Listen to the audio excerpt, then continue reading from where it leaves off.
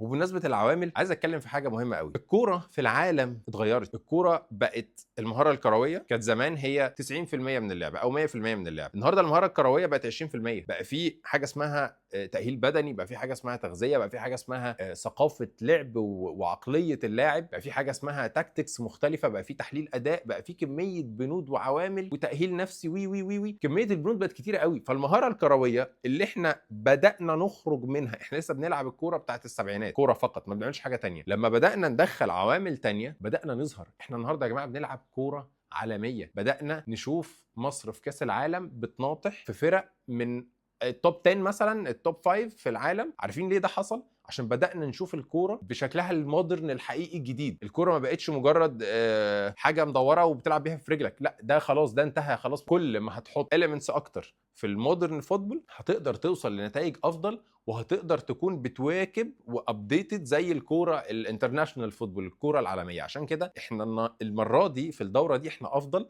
عشان بقينا نلعب الكوره اب تو ديت، مش الكوره القديمه الاولد فوتبول اللي هي من 50 سنه فاتت.